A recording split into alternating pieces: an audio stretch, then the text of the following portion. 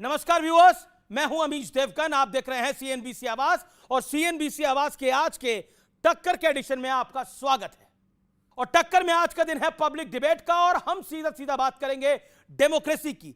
क्या भारत में लोकतंत्र मुस्तैद और बहुत मजबूत है? नेपाल की हिंसा को देखते हुए आज हम इस बड़े संवाद को कर रहे हैं।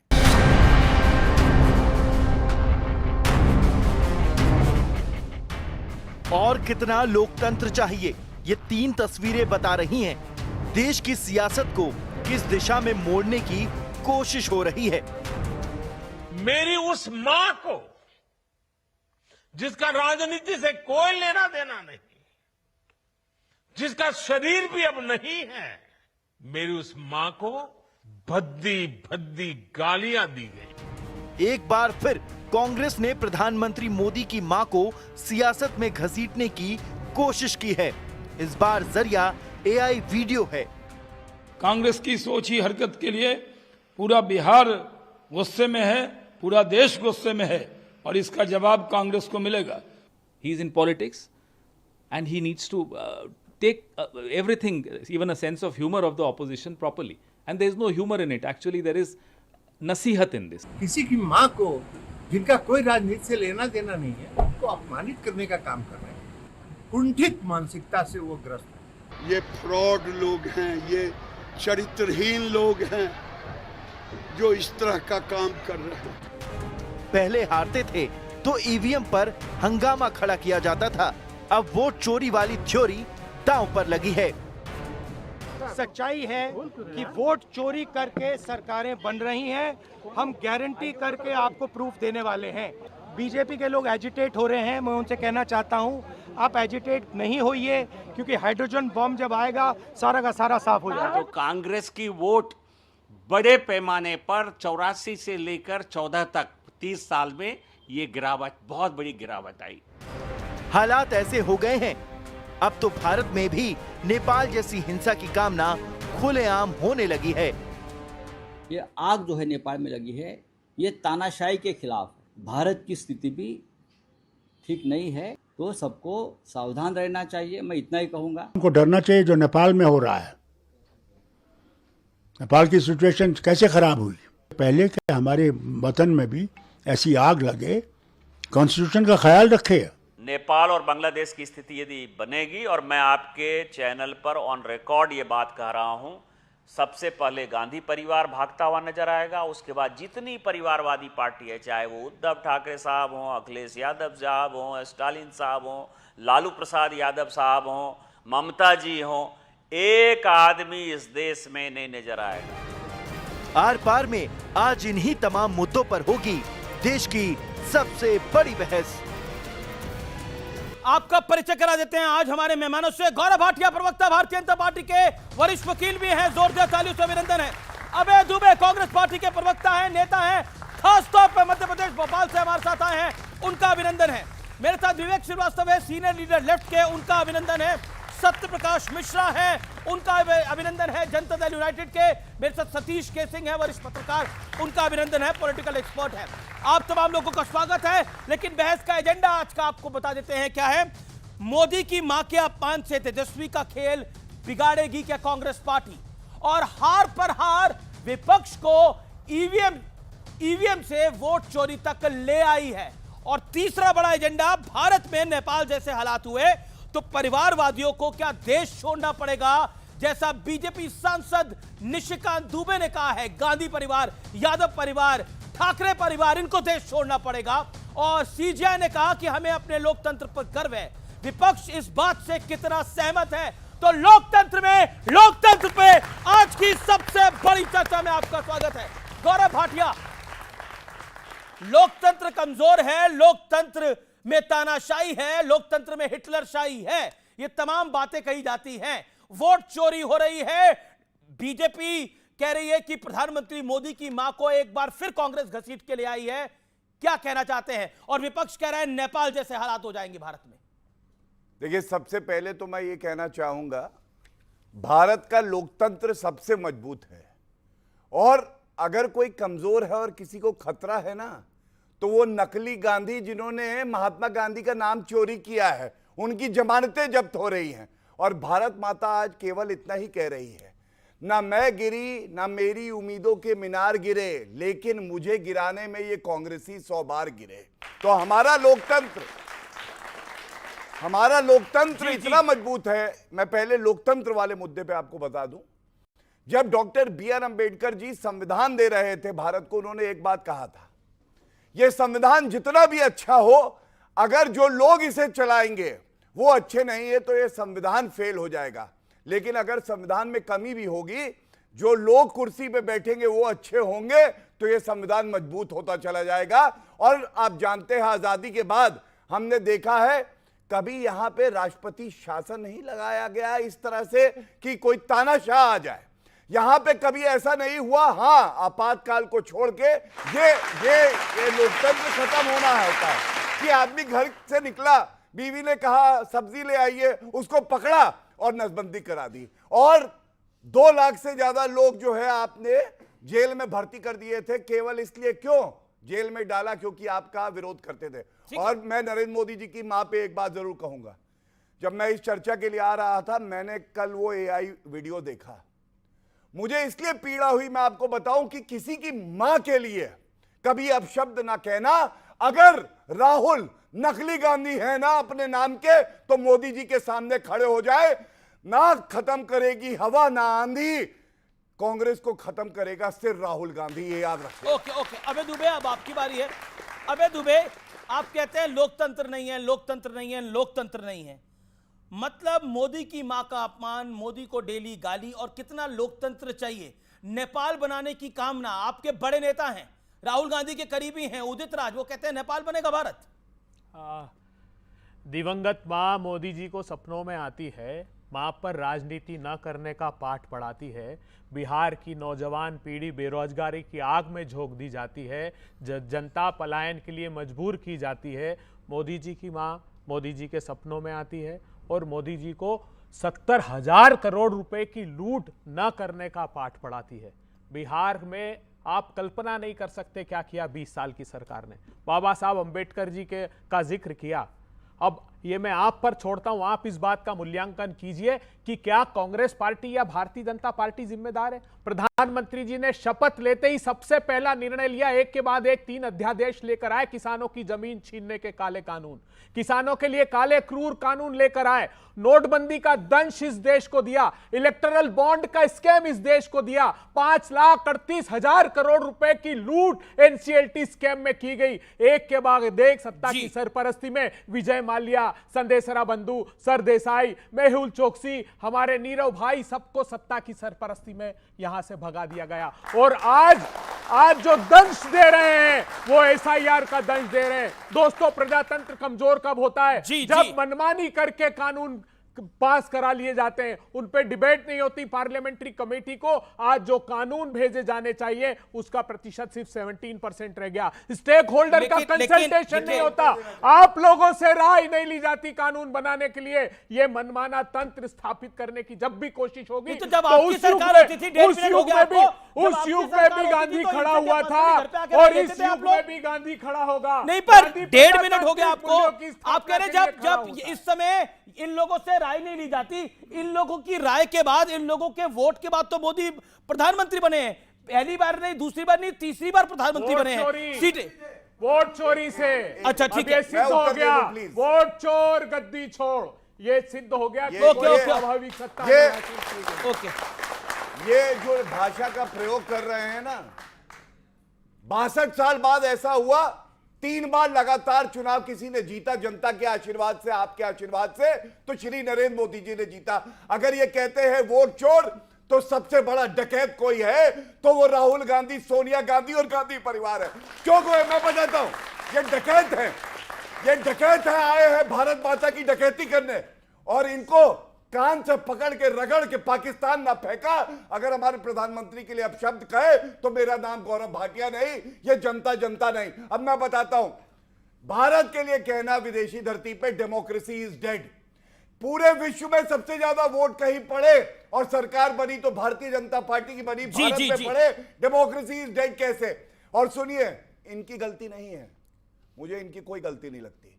राहुल गांधी ने फैला दिया है रायता और साफ करने में कोई नहीं कर रहा है इनकी सहायता, इसीलिए यह हाल है। आपने क्या सवाल किया? आपने सवाल किया अमीर भाई कि नरेंद्र मोदी जी की माता जो दिवंगत हैं उनके लिए अब शब्द कहना सही है या नहीं। एक मुंह से एक शब्द नहीं निकला। मैं क्या बीच में नहीं बोलिए, अबे भाई बीच में मत बोलिए। बताइए आप शब्द मां की गाली तो दी गई ना, किसने दी? वो मत बताइए ना, आपकी सरकार है वहां, आकर बताइए, कटघरे में खड़ा कीजिए, कौन है वो? नहीं, वो कांग्रेस पार्टी का कोई नेता नहीं था, आरजेडी का कोई नेता नहीं था। इनकी सरकार ने बताया, इनकी सरकार ने बताया कि वो ओवैसी से सिंपैथी रखता है। बोल लिया उन्होंने। मैं एक बात बोलता हूं, सुनिए। इन्होंने नहीं बोला कि गलत है, मैं कहता हूं इतना कुछ कहा है आदरणीय प्रधानमंत्री जी की माता जी के लिए, लेकिन सोनिया गांधी के लिए एक गलत शब्द नहीं कहूंगा। वो हमारे भारत की अब बेटी बन गई हैं और अगर उन पे कभी आंच आई तो यही प्रधानमंत्री नरेंद्र मोदी जी खड़े रहेंगे। ये चरित्र है एक भारतीय का जो ये समझेंगे नहीं। और सुनिए, और जब ये कहते हैं, अब आखिरी लाइन है, एक मिनट बस, अभी मैं 10 सेकेंड और लूंगा। विवेक भाई इजाजत भी दे देंगे, ही इज लेफ्ट आउट, थोड़ी देर और इंतजार करेंगे उसके बाद। सुनिए, सपने में आई एआई वीडियो बनाया तो मैं भी बताता हूं, सपने में आएंगे राहुल गांधी के भी। नेहरू जी कह गए इंदिरा से, नेहरू जी कह गए इंदिरा से, ऐसा पोता आएगा कांग्रेसियों के लिए बॉस कहलाएगा लेकिन दुनिया में गधा कहलाएगा। नहीं देखिए राहुल गांधी क्यों बोलिए रीजन। अच्छा रुकिए, रीजन बताइए क्यों बोला आपने। एक मिनट रुकिए, बताइए। नहीं sorry, I ask Kabir Devgan, आपने क्यों बोला कि गलत है, बताइए। मैं जानना गलत ये है कि एक मिनट, किसी को गधे से डिनोट करना गलत है। अच्छा, और सरेंडर मोदी कहना गलत है, वो भी गलत है। मैंने उस पर भी रोका है, इसलिए मैंने भी रोका है कि गधे, यहाँ पे इंसान अच्छे हैं, गधे घोड़ों का क्या काम। ओहो, तो जब आप नरेंद्र मोदी जी के लिए अब शब्द कहेंगे ना, मैं वो भी सोनिया रोका गांधी जी के लिए तो नहीं कहूंगा, लेकिन जिसने ये करा है, जिसके इशारे पे हुआ है, बिल्कुल उसको आईना दिखाऊंगा। और सुनिए, आपको एक अच्छी बात बताता हूं, विवेक भाई हैं, हमारा विरोध करते हैं, लेकिन आज पूछिए इनसे, जो शब्द उनकी माता जी के लिए कहे जा रहे हैं, नरेंद्र मोदी जी के लिए कहे जा रहे हैं, क्या ये सकारात्मक राजनीति है? पूछिए। ओके, देखिए कार्यक्रम को शुरू हुए काफी मिनट हो गए, 10-12 मिनट, 2 ही गेस्ट बोले। Okay Vivek, your turn. देखिए, आपने बड़ा अच्छा बोला कि मिसेस सोनिया गांधी के खिलाफ अगर कोई अपशब्द कहेगा आप निंदा करेंगे, आप लड़ेंगे। निंदा नहीं, लड़ेंगे। मोदी जी लड़ेंगे। ये इस बात का मैं स्वागत करता हूं। कुछ शब्द पहले बोले गए, मोदी जी वाले पे मैं आपका उत्तर चाहता हूं। बिल्कुल विवेक की बारी है, 50 सेकंड दे दीजिए। तो मैं इस बात का स्वागत करता हूं कि ruling party Bharatiya Janata party के प्रवक्ता कह रहे हैं मिसेस सोनिया गांधी भारत की बेटी हैं और अगर उनके खिलाफ कोई अपशब्द बोलेगा तो इनको घोर आपत्ति है, ये लड़ेंगे। स्वागत करता हूं मैं आपका। लेकिन आपको नसबंदी से प्रॉब्लम क्या है? मेरे को नहीं प्रॉब्लम, आपको नसबंदी से। आप एक बात है, विवेक भाई घर से निकले, अब बस्ता लेके सब्जी लाएंगे और इनकी पकड़ के नसबंदी करा दे तो मुझे दिक्कत होगी ना? नहीं, क्यों नहीं होगी? अपनी मर्जी से करा दे। अब आप सुनिए, नसबंदी से आपको दिक्कत नहीं है। उस वक्त हो गई होती तो कुछ गधे आज होते नहीं, समझे आप? कुछ गधे छूट गए। मैं आपत्ति दर्ज करता हूँ, राजीव गांधी के लिए ऐसे शब्द नहीं कह सकते। नहीं कह सकते ऐसे शब्द। राजीव गांधी की नसबंदी कराने की बात कर रहे हैं प्रवक्ता, कैसी बात कर रहे हैं? कुछ गधे। सबसे बड़ा गधा कौन है? राहुल गांधी है। मेरा निवेदन है, प्लीज। राजीव गांधी की नसबंदी कराते क्या? मैं कांग्रेस प्रवक्ता से भी अपील करता हूं, भारतीय जनता पार्टी के प्रवक्ता से भी अपील करता हूं, प्लीज हमें ना गधों की जरूरत है, ना घोड़ों की जरूरत है, ना और किसी की जरूरत है। हमारे यहाँ बहुत अच्छे लोग हैं, आप बहुत सम्मानित मेहमान हो। मेरा निवेदन है हम एक भाषा पे नियंत्रण रखें। ओके, बोलिए प्लीज। मेरे को बिल्कुल पसंद नहीं आ रहा। चाहे हमारे ऑनरेबल प्राइम मिनिस्टर हो या लीडर ऑफ अपोजिशन हो, ये एक पॉपुलर डिबेट है, देश देखता है, लोग देखते हैं, हमारी मर्यादा भी होनी चाहिए। वो गलत है कि नहीं? जो अच्छा,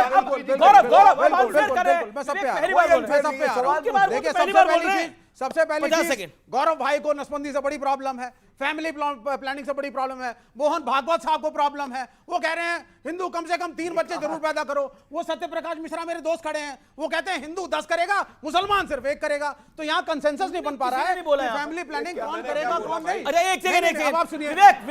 विवेक डोंट यील्ड आउट। आप मेरे से बात करिए और आप टॉपिक पे बात। नहीं, टॉपिक पे आज ओके, देखिए डिबेट में कटाक्ष तो चलेगा, कटाक्ष तो चलेगा। उन्होंने नहीं बोला, वापस है। ठीक है, कटाक्ष को एक सेकंड सर। अब ये हो गया। अब यानी कि भाई इस मुल्क के अंदर अगर आबादी ज्यादा है तो आपकी कम से कम एक नीति होनी चाहिए।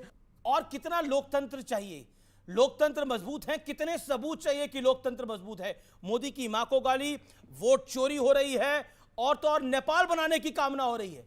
अब बीजेपी ने जवाब दिया कि अगर नेपाल की आप कामना कर ही रहे हो तो सबसे पहले तो आपको बोरिया बिस्तरा उठा के भागना पड़ेगा, चाहे बिहार का यादव परिवार हो, चाहे यूपी का यादव परिवार हो, चाहे दिल्ली का गांधी परिवार हो। कांग्रेस पार्टी की दिक्कत क्या है कि उसके युवराज जो भी हैं अभी विपक्ष के नेता, उन्होंने बचपन से सिर्फ सत्ता देखी है। दादी प्रधानमंत्री थी, उनकी गोदी में खेले, पिताजी प्रधानमंत्री थे, विदेश और स्टीफेंस में पढ़ने चले गए, और सरकारें देखी मनमोहन सिंह की जो सुबह शाम अटेंडेंस लगाने 10 जनपद पहुंच जाते थे, तो उन्होंने ऐसी तानाशाही और जमींदारी व्यवस्था, सामंती सोच वाली सत्ता देखी जहां लोकतंत्र की कीमत उनको पता ही नहीं है। और जब जनता ने उनको सत्ता से हटा दिया है वोट से, और ये वोट चोरी कहने लगते हैं, क्यों? इनको लगता है कि अपना मुंह कैसे छिपाए अपने कार्यकर्ताओं के बीच, कि हमारे नेता राहुल जी में कोई करिश्मा है नहीं बचा, तो कार्यकर्ताओं के बीच, जनता के बीच अपना मुंह छिपाने के लिए वोट चोरी नाम का एक लेके आए हैं चादर, उसमें मुंह छिपाकर घूम रहे हैं। लोकतंत्र की ताकत देखिए इस देश में। सबसे खूबसूरत उदाहरण देता हूं कि जो जम्मू कश्मीर लगातार जल रहा था, आतंकवाद का जहां साया पसरा था, जहां से कश्मीरी हिंदुओं को भगा दिया गया, वहां मोदी सरकार ने लोकतंत्र की खूबसूरत चुनाव कराया, और आज वहां सरकार चल रही है और लोग वहां गए। यह लोकतंत्र है। आप समझिए, पंजाब एक बार आतंकवाद का भीषण शिकार हुआ, वहां लोकतंत्र स्थापित किया गया चुनाव करके, आज पंजाब उन समस्याओं से बाहर हुआ। पूर्वोत्तर के तमाम राज्य जो जलते रहे थे, वहां लोकतंत्र स्थापित है, सरकारें वोट से बनाई गई और सरकारें वोट से हटाई गई। नागालैंड जैसा राज्य जहां कभी एयरफोर्स को बमबारी करना पड़ा था, वहां लोकतंत्र की स्थापना है और भारतीय जनता पार्टी की एक बहुमत वाली सरकार आज वहां है। कश्मीर से लेकर के कन्याकुमारी तक जितने किस्म के आंदोलन हुए, चाहे वो आरक्षण के लिए आंदोलन हुए, चाहे वो महिला आरक्षण के लिए आंदोलन हुए, चाहे क्षेत्रवाद के आंदोलन हुए कि कोंकण को हम में मिला दिया जाए, उसमें मिला दिया जाए, चाहे रुक जाइए, चाहे 2 राज्य के बंटवारों के आंदोलन हुए, सभी आंदोलनों को देश की संसद ने एड्रेस किया, चाहे जिस पार्टी की सरकार थी। और रुक जाओ, अरे यार रुक जाओ, यूपीए की अरे रुक जाओ, उत्तराखंड की सेकुलर अरे यार रुक जाओ, ये तरीका सरकार नहीं थी। अब देखिए इनका लोकतंत्र, तो हमें बोलने इनका हठतंत्र, इनका लठतंत्र दूसरों को बोलने नहीं देगा, ये इनकी आदत है। आप जब बोल रहे थे मैंने एक शब्द नहीं टिप्पणी की। क्या यार ये क्या है? ये है कि आप देख लीजिए इनकी हताशा देखिए कि दूसरा अगर कोई अपनी तर्कों के साथ रख रहा है उसको बोलने नहीं देंगे। ये जो बोलने नहीं दे रहे हैं ये लोकतंत्र के विरोधी है। पहली बार बोल रहे हैं ये जो बोलने नहीं दे रहे हैं ये लोकतंत्र के घनघोर विरोधी और सामंती सोच वाले लोग हैं, जिन्होंने नक्सलवाद जैसे समस्याओं को कभी हैंडल नहीं किया, जिन्होंने नक्सलवादियों को बढ़ाया। वेस्ट बंगाल में आज भी लोकतंत्र में चुनाव होता है, वोट देने के बाद लोगों को मार दिया जाता है। उस लोकतंत्र की दुहाई देने वाला वामपंथ आज भी जिंदा है और डबली बजाता रहता है। बीच में नहीं, ये बीच में नहीं बोलो please. I was just giving example of strong democracy of India, क्योंकि आपका कार्यक्रम भारत में भारत के लोग देखते नहीं, भारतीय जो बाहर बसे हैं वो भी देखते हैं। हमारे देश के लोकतंत्र का चेहरा कोई कम करके आकेगा, वो इस लोकतंत्र का गद्दार है, वो इस लोकतंत्र का दुश्मन है। आप कह रहे हैं कि जो भारत के लोकतंत्र को कम करके आकेगा वो लोकतंत्र का गद्दार है। सतीश के सिंह अभी तक आप भी नहीं बोले हैं। अरे क्या तू बोल रहे हो? सीखिए क्या? तो आप ही बोले, राज्यों पर बीजेपी बोले ना, नए राज्य 5 मिनट नहीं दे पाऊंगा। अभी नए राज्यों पर बता दूं, नए राज्य भारतीय जनता पार्टी एनडीए सरकार ने झारखंड बनाया, उत्तराखंड बनाया। क्या बात कर रहे हो? छत्तीसगढ़ बनाया, राज्यों पर वकालत कर दी गई है। अटल बिहारी पंडित अटल बिहारी वाजपेयी की सरकार में। ओके विवेक, मैं आपकी सारी बातें मानने को तैयार हूं। उन्होंने बोलने नहीं दिया। मेरी एक सेकंड, ओके लाइन है। अच्छा एक लाइन बोल लीजिए। संविधान का कोई गार्जियन भी है। जब इस देश की जनता पर कोई अन्याय होता भी है और उसको लगता है मेरी संसद भी खामोश है, तो सुप्रीम कोर्ट ने इस देश को लगातार लोकतंत्र और सीजीआई ने क्या कहा, मैं सीजीआई को कोट करता हूं। अब सीजीआई ने क्या कहा, मैं फिर सतीश जी के पास भी आऊंगा। आप अपनी बात, सरकारी संस्था को इन लोगों ने ब्लैकमेल करके रोका हुआ है। क्या बात कर रहे हैं? इलेक्शन कमीशन पे सबूत क्या है? एनफोर्समेंट आरोप है। एक सीबीआई हो गई, हर एक में। अच्छा ये बताइए, आप सीजीआई ने कहा हमें अपने लोकतंत्र पर गर्व है, सीधे तौर पर हमें अपनी डेमोक्रेसी पर गर्व है। क्या आपको अपने लोकतंत्र पे गर्व है? मैं यहां पर एक एक शख्स से पूछने को तैयार हूं, क्या उन्हें भारत के लोकतंत्र पे गर्व है? मैं पहले वोटिंग करा लेता हूं यहां पर आपके सामने। यहां कोई वोट नहीं हो रही। किसको भारत के लोकतंत्र पे गर्व है? हाथ खड़ा करें वो जिसको भारत के लोकतंत्र पे गर्व है। 100% हाथ खड़े हैं। हो रही है वोट चोरी? क्या हो रही है वोट चोरी? आंख खोल के देखें दुनिया, क्या वोट चोरी हो रही है? भारत का लोकतंत्र मजबूत है और कितना लोकतंत्र मजबूत चाहिए। मैं सतीश जी की बात आता हूं। सतीश जी पहली बार आ रहे हैं। 4 न्यायाधीश, उन्होंने कहा लोकतंत्र को बचा लो, तो वो न्यायाधीश बने, उनमें से एक मुख्य न्यायाधीश बने। गौरव भाटिया, मैं बोलना चाहता हूं, इसका जवाब दूंगा। उत्तराखंड का जिक्र किया मोदी सरकार की कैबिनेट ने, कांग्रेस की एक सेकंड, नहीं आपने बोला सड़कों पे आए थे। पूछिए कौन चाह रहे और कब आए? अच्छा, बताएं उसमें जरा, से एक माननीय न्यायाधीश तो मुख्य न्यायाधीश बने रंजन गोगोई, और कहां सड़कों पे आए थे बताइए? वो तारीख बताइए कब सड़कों पे आए थे? बताइए। और एक दिन Shanti Gaurav, Shanti, then I will come to you. सर्वोच्च अदालत के 4 न्यायाधीशों ने प्रेस कॉन्फ्रेंस की 2019 के पहले सड़कों पर आकर, और इस देश के नागरिकों से कहा कि इस प्रजातंत्र की रक्षा अब आपके हाथ में है। ये बहुत बड़ा कदम था। अरे आप सर्वोच्च अदालत के वकील हैं।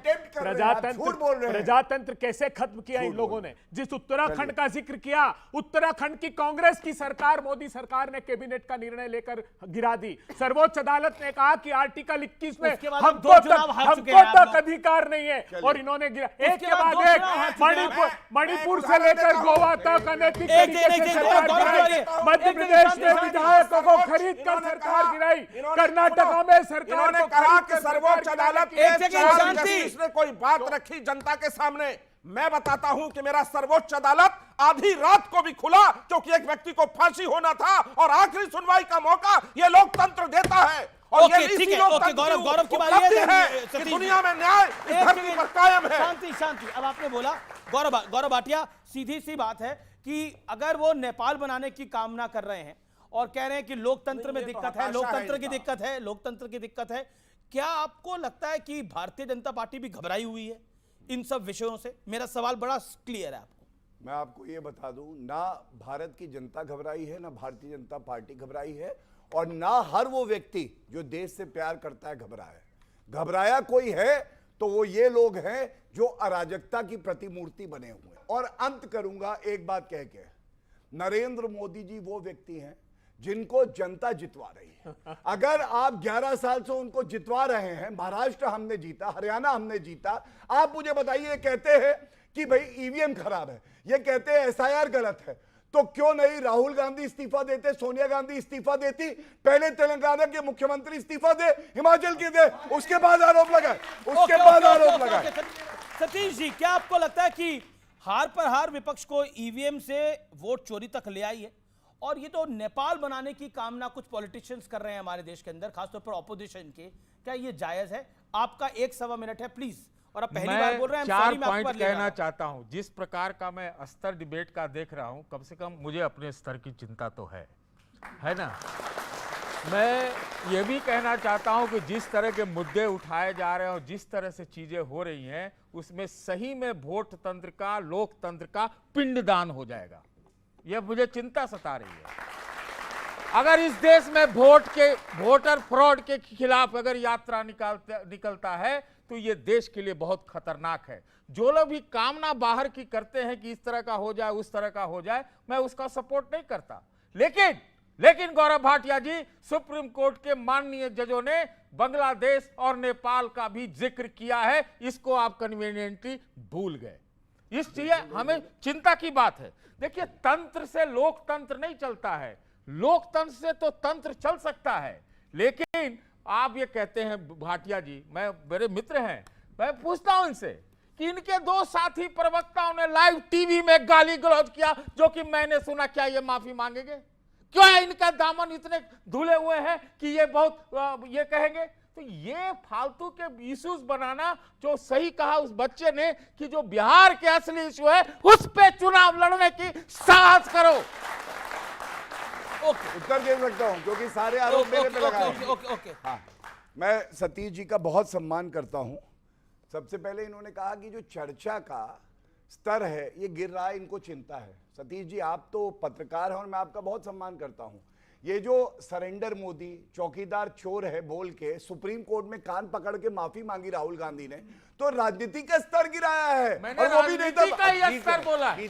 आपने चर्चा बोला था, राजनीति का स्तर ही बोला है। अच्छा सतीश जी, आप मेरा समय ले सकते हैं क्योंकि आप बड़े मैं हैं। आपका क्यों आप लूंगा? अच्छी बात भी मैं करते लेने लायक हैं, भी मुझे नहीं। अच्छा भी लगता है, मैंने नोट्स भी बना लिए। मैं तो राहुल गांधी की तरह डिबेट भी नहीं करता हूं इसीलिए। दूसरी बात इन्होंने जो कही, इन्होंने कहा बीजेपी के 2 प्रवक्ता ने गाली दी। तो मैं सतीश जी बड़ी जिम्मेदारी से आपसे कहता हूं, 12 साल से मैं जो है चर्चा कर रहा हूं। मेरे स्वर्गीय पिताजी, मेरी माताजी, कोई ऐसा व्यक्ति नहीं बचा जिसके लिए गालियां ना दी गई हो। लेकिन डंके की चोट पे कहता हूं, भाजपा में यह सीखा कि 100 बार खंजर से वार भी करे, किसी की माता पिता के लिए आज तक एक शब्द नहीं कहा। और अगर कहा हो तो सार्वजनिक जीवन से मैं इस्तीफा देके अपने घर बैठ जाऊंगा। यह फर्क है हमारे और कांग्रेस में। तीसरी बात, आपने कहा वोट फ्रॉड की। मैं सतीश जी आपसे एक बात पूछना चाहता हूं।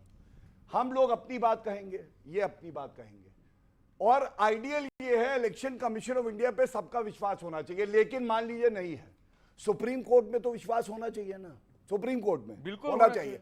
अगर सुप्रीम कोर्ट में मामला लंबित है और राहुल गांधी उसके बाद प्रदर्शन कर रहे हैं और रोक नहीं लग रही, उसके बाद गलत कह रहे हैं इलेक्शन कमीशन ऑफ इंडिया को, मैं समझता हूं इससे ज्यादा संविधान जवाब देने का कोई मौका नहीं मिले, कर रहा है। जवाब देने का मौका बिल्कुल मिलेगा आपको देखिए, सतीश जी। मैं मैं एक आपको बता रहा हूं, स्वतंत्र सतीश जी का व्यक्ति हूं। मौका है। मैं एक स्वतंत्र व्यक्ति हूं। जिस तरह से चुनाव आयोग और चुनाव आयोग के लिए भारतीय जनता पार्टी ने इतने ताबड़तोड़ चौके छक्के मारे, उससे सवाल जैसे पैदा होता है। बताइए, एक मिनट बीच में नहीं, सुन लीजिए मेरी बात। कौन सा? जे उन्होंने कोई बहुत अच्छा जवाब जो चुनाव आयोग ने प्रेस कॉन्फ्रेंस किया वो नहीं दिया। और आप लोग इस चीज से क्यों डर गए कि संसद में चर्चा नहीं होनी चाहिए? मैं कहता हूं कि प्रधानमंत्री को राष्ट्रीय टेलीविजन पर आना चाहिए, देश के नाम संदेश देना चाहिए कि सब कुछ स्वच्छ है। किस बात का, एक सेकंड, किस बात का संदेश देना चाहिए प्रधानमंत्री को? मैं कह रहा हूं कि चुनाव को लेकर एक बात बताइए विवेक, मैं आपसे वोट को लेकर, अरे भाई आ रहा हूं, अभी तुम्हें आ रहा हूं, अरे वोट को ले रहा हूं, विवेक को ले रहा हूं 10 सेकंड के लिए। विवेक, एक सवाल है मेरा, एक सेकंड, ऑडियोज डाउन। एक विवेक, एक बात बताइए, अभी रिसेंटली वाइस प्रेसिडेंट इलेक्शन था, हाँ या ना? था। एक रैपिड फायर राउंड करेंगे आपके साथ। वाइस प्रेसिडेंट चुनाव था, हाँ या ना? हाँ था। इंडिया गठबंधन को वोट कम आए, हाँ या ना? हाँ, वोट कमाए हमारे, वोट कम आए। अच्छा, राहुल गांधी कहां थे? छुट्टी पे थे, हाँ या ना? हाँ, हॉलिडे पे थे। हॉलिडे पे थे। अच्छा, कहां गए थे? मॉरिशस गए थे कि नहीं गए थे, हाँ या ना? गए थे। अच्छा, एक बार बताइए, यहां पर चुनाव था, वो 4 दिन छुट्टी मना रहे थे और चुनाव हार गए। चुनाव में मतलब जो एस्टिमेटेड वोट था उससे भी कम आया।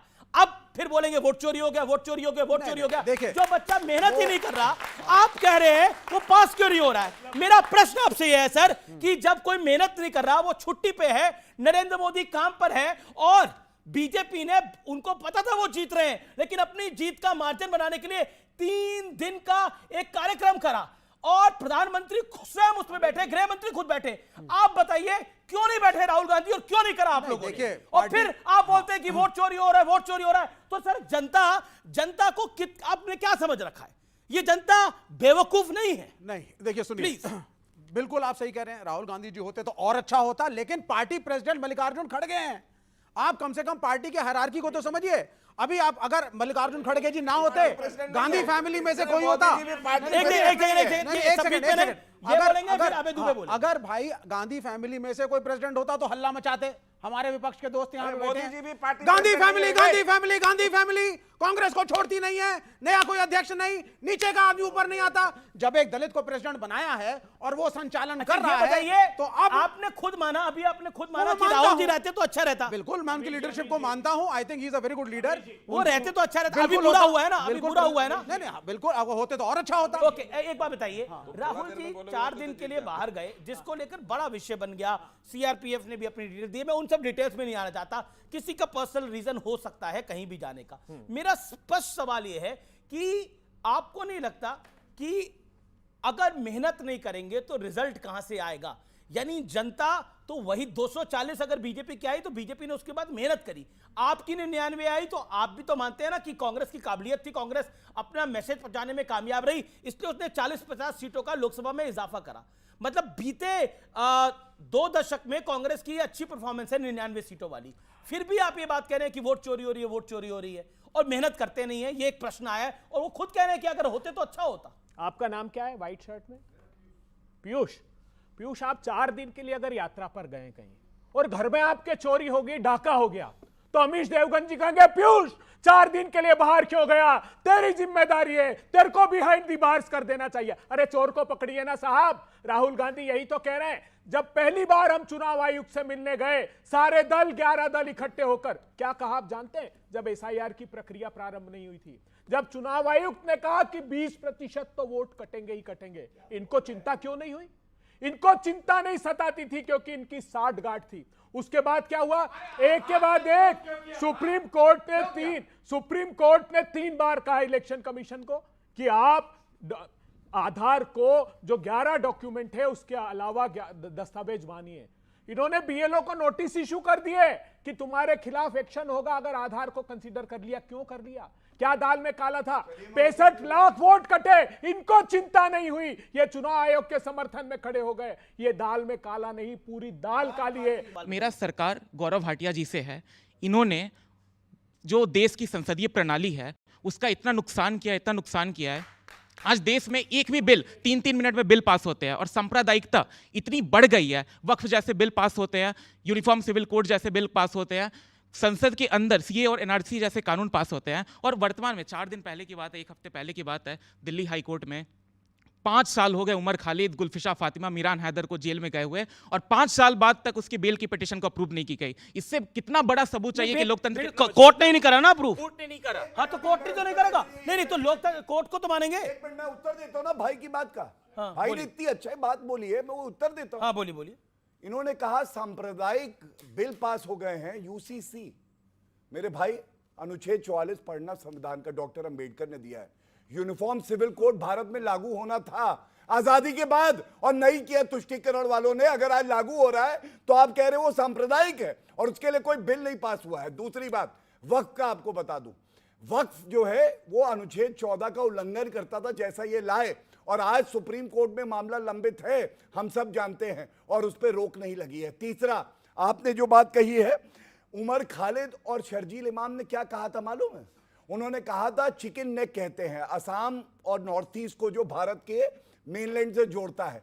कह रहे थे इसको तोड़ डालो और अगर तोड़ डालोगे तो सही होगा, और उसको हाई कोर्ट ने बेल नहीं दी। इसका मतलब आपकी आस्था ना हाई कोर्ट में है, क्या आपकी ना आस्था सुप्रीम हाई कोर्ट कोर्ट में नहीं है? और आप यहाँ सवाल उठा रहे हैं। क्या है? दिल्ली हाईकोर्ट पे बहुत ही व्यक्तिगत तरीके से जस्टिस ये गलत बात है। जज का नाम नहीं होता। जस्टिस मुरलीधर ने इस पे बहुत बड़ी प्रेस कॉन्फ्रेंस जज से क्या मतलब है? जवाब तो देने दीजिए। ये कैसे जस्टिस का आप नाम ले सकते हैं? गलत बात है।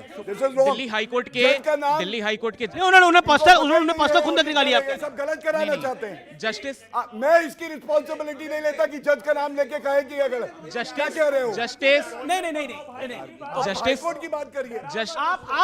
आप देखिए, एक सेकंड आप हाईकोर्ट की बात करिए। नहीं, ये बोल रहे हैं किसी को कि जस्टिस ने अपनी पर्सनल खुंदक निकाली है। ये तरीका है बात करने का। नहीं, कैसे बोल सकते हैं भाई? कमाल की बात कर रहे हैं लोग। नहीं, थोड़ी है, भूल जाएगा कोई आदमी। नहीं, आप क्या बात कर रहे हैं? Let him speak. नहीं, क्या आप चाहते हैं? बोलने दे रहा हूं, लेकिन ओके आप बोलिए। एक मिनट, अपनी बात आज का विषय लोकतंत्र है कि लोकतंत्र कितना मजबूत है।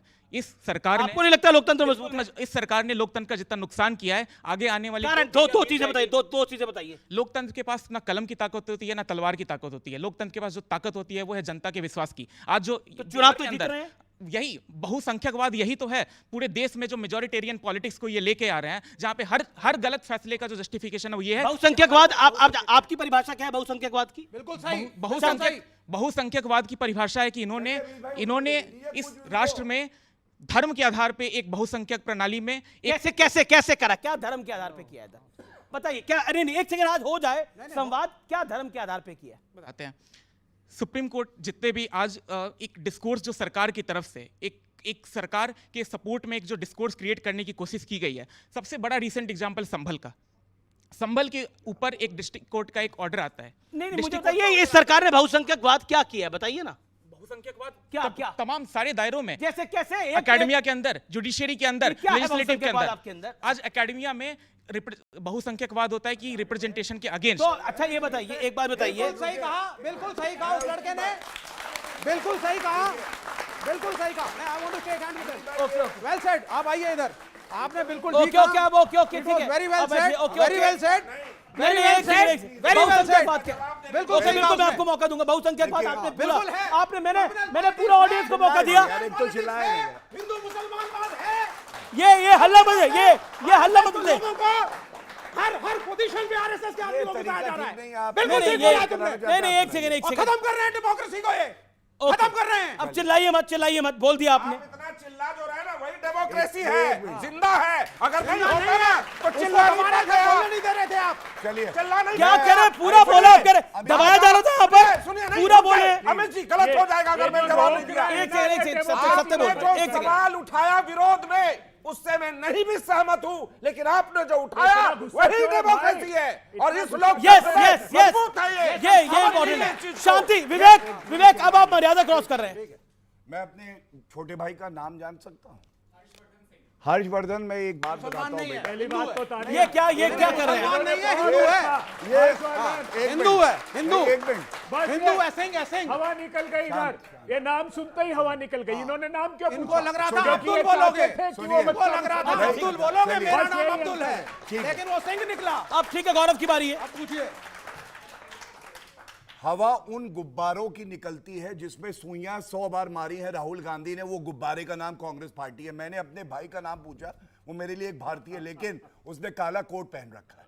और अगर वो वकील है या वकालत की पढ़ाई कर रहा है, मैं एक बात बताना चाहता हूं, हाई कोर्ट का वर्डिक्ट होता है, सुप्रीम कोर्ट का वर्डिक्ट होता है, जज का नाम लेके वर्डिक्ट नहीं होता। मेरा सवाल है और फिर मैं उत्तर दूंगा, किसने शर्जील इमाम का जजमेंट दिया है बताएंगे? किस जज ने? हाँ बताओ। बोलिए जज का नाम शर्जील इमाम नहीं। एक सेकंड शर्जील इमाम क्या मैंने आप जज का आपको नाम पूछा बताइए जज सवाल। का नाम बताइए रिसेंट हाल में लास्ट आखिरी हफ्ते में दिल्ली हाई कोर्ट में बेल पिटीशन गई थी। जज का नाम बताइए ना जस्टिस मुरलीधर ने एक किताब लिखी इनकम्प्लीट। आपका जज का नाम इनको नहीं पता है। चलिए, अगर नहीं पता तो बात अलग है। ओके गौरव आप अपनी बात चलिए, रखिए। अब नहीं मैं देखिए आपको एक ये बात- अनफेयर हो रहा है। अब देखिए, इतना कुछ बोला गया इस मंच पे, विवेक और हर्षवर्धन ने काफी कुछ बोला और अब let him he has a right to अब मैं रिप्लाई आपको एटलीस्ट। मैं अच्छी बात बताऊंगा, हिंदू मुस्लिम की वजह नहीं, भारतीय हो मेरे भाई हो, इसलिए मैंने कहा छोटा भाई बताएगा। सुनिए, जज का क्रिटिसिज्म होता है, हाई कोर्ट गलत हो सकता है, कोई दिक्कत नहीं है। आपके पास सुप्रीम कोर्ट जाने के लिए एक प्रणाली है, संविधान ये इजाजत देता है, सुप्रीम कोर्ट जाइए, सुप्रीम कोर्ट भी फैसला कर देगा और याकूब मेमन को फांसी होने लगेगी और ये कहेंगे ये न्यायिक हत्या हो रही है। क्या ये उचित है? आप बताइए। नहीं है। दूसरी बात, बहुसंख्यकवाद की आपने बात करी, बहुसंख्यकवाद का मैं भी हिस्सा हूं। यहां पे हिंदू बहुसंख्यक हैं और मैं गर्व से कहता हूं सबसे सहिष्णु कोई है पूरे विश्व में तो वो हिंदू है। बहुसंख्यक होके हमने सेक्युलरिज्म को अपनाया है, कोई और नहीं कर सकता है। और बीच में मत बोलिए। देखिए मैंने आपको नहीं, आपके बीच में नहीं बोला, ये रिस्पेक्ट होती है, ये रिस्पेक्ट होती है। और लास्ट एक बात कहूंगा, मैं गर्व से कह सकता हूं उज्ज्वला योजना हो, चाहे वो मकान देना हो, चाहे वो गैस का सिलेंडर के अलावा बिजली देना हो, आपको मालूम है हमने कभी ये नहीं देखा कि धर्म किसका क्या है, लेकिन हज सब्सिडी क्या थी बताइए। हिंदू को कहना हिंदू आतंकवाद, हिंदू को कहना डेंगू मलेरिया है, ये उचित नहीं है। तो वक्त वेलकम बैक, एक बार फिर स्वागत है आपका सीएनबीसी आवाज की टक्कर की बड़ी पब्लिक डिबेट में। और वक्त है एक बड़ी खबर का, एक ब्रेकिंग स्टोरी का। पीयूष गोयल ने पोस्ट किया है कि जनता से हर बार नकारे जाने वाले कांग्रेस हताश है, कांग्रेस विकृत अपनी मानसिकता दिखाई है, कांग्रेस हर दिन घटियापन के नए रिकॉर्ड बना रही है। यह पीयूष गोयल केंद्रीय मंत्री ने बोला है क्योंकि प्रधानमंत्री की मां पर जो टिप्पणी करी गई है। मैं आता हूं, मैं एक इंपॉर्टेंट विषय पर आता हूं बार बार, क्योंकि नेपाल का जिक्र आ रहा है और बार बार हो रहा है कि लोकतंत्र देखिए समाप्त हो रहा है। मैं एक बाइट प्ले करना चाहता हूं। निशिकांत दुबे ने एक्चुअली क्या बोला, आइए देखते हैं। निशिकांत दुबे बीजेपी के वरिष्ठ नेता हैं, आइए देखते हैं क्या बोला होती है। नेपाल और बांग्लादेश की स्थिति यदि बनेगी, और मैं आपके चैनल पर ऑन रिकॉर्ड ये बात कह रहा हूं, सबसे पहले गांधी परिवार भागता हुआ नजर आएगा, उसके बाद जितनी परिवारवादी पार्टी है, चाहे वो उद्धव ठाकरे साहब हों, अखिलेश यादव साहब हों, स्टालिन साहब हों, सभी के मकान जलाए जाएंगे, सभी के दुकान जलाए जाएंगे, सभी को मैं आपको बताऊं कि सभी को दूसरे देश में शरण लेनी पड़ेगी। ये बताइए, अगर भारत नेपाल बनता है तो सबसे पहले गांधी परिवार को निकलना पड़ेगा यहां पर, क्योंकि सबसे ज्यादा सत्ता आप ही ने एंजॉय करी है। सबसे पहले मोदी सरकार को ये लोग उखाड़ कर फेंकेंगे अगर वहां ऐसी स्थिति, क्योंकि इन्होंने बनाई है। 84% लोगों की आमदनी छीन ली। इस देश के 1% लोगों के पास देश के 40% संसाधन जा रहे हैं।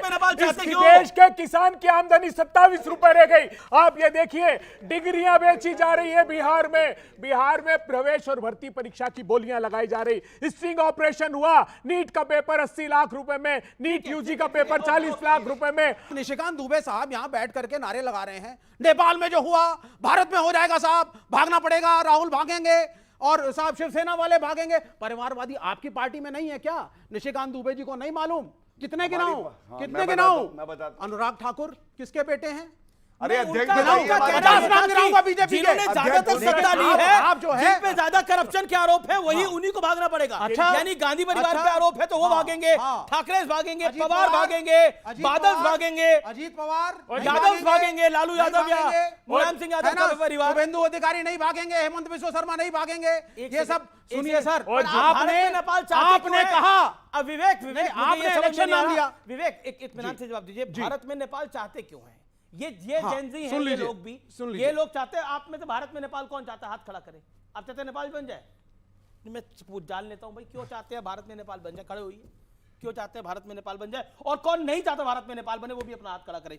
देखिए, आप क्यों चाहते हैं भारत में नेपाल बने? मैं ये नहीं चाहता भारत में नेपाल बने। मैं ये चाहता हूं कि जो भारत का युवा है वो भी आंखें खोलकर भारत की राजनीति को देखे, करप्शन को देखे और उसके खिलाफ आवाज उठाए। व्हाट्सएप यूनिवर्सिटी से ग्रेजुएट ना हो, अच्छे कॉलेजेस से ग्रेजुएट हो, किताबें पढ़े इंस्टेड ऑफ व्हाट्सएप फॉरवर्ड। तो आप ज्ञान दे रहे हैं कि किताबें पढ़े। सर ज्ञान ही तो नहीं है इनके पास। जो अगर ज्ञान होता तो ये नहीं खड़े होते। उनके पास तो है ना सर, उनके पास तो है ना सर। अच्छा। वो शायरियां सुना के तालियां वटावर, लॉजिकल बात कर लो। एक आदमी पूरे बिहार इलेक्शन में नहीं कह रहा है कि हम जॉब दिलवाएंगे। कोई मोदी की माँ की बात कर रहा है, कोई किसी की बुआ की बात कर रहा है। जॉब्स कहाँ है बिहार में? सबसे ज्यादा अनएम्प्लॉयमेंट महाराष्ट्र जा रहे हैं, वहां से भगाए जा रहे हैं। हरियाणा जाते हैं, वहां से भगाए जा रहे हैं। पंजाब जा रहे हैं, वहां से भगाए जा रहे हैं। बिहारियों के लिए बात कौन कर रहा है? कोई नहीं। मोदी, सुनिए, जब मोदी जी की माँ की डेथ हुई थी तब कर्नाटक में भाषण दे रहे थे, तब आप लोग बड़ी तारीफ करते, अरे वाह मोदी जी कितने अच्छे हैं, देश के लिए सोच रहे हैं, कर्नाटक में हैं, माँ की मृत्यु पे भी नहीं गए। और अब वो अपनी माँ का वो श्राद्ध करने पहुंचे हैं, तो भी आप लोग कितने अच्छे हैं मोदी जी, माँ का श्राद्ध करने। जब बिहार में इलेक्शन तभी श्राद्ध की याद आ रही है क्या? जब माँ की मृत्यु, तो छोटा भाई वहां श्राद्ध करने गया था। पितृपक्ष अभी चल रहा है, ये पितृपक्ष चल रहा है, तो पितृपक्ष पे ही बिल्कुल मैं आपको मौका दूंगा। लेकिन मैं चाहता हूं ऑडियंस से कोई इनको जवाब दे। कौन देना चाहता है, जो खड़ा होकर जवाब देना चाहता है ऑडियंस में से?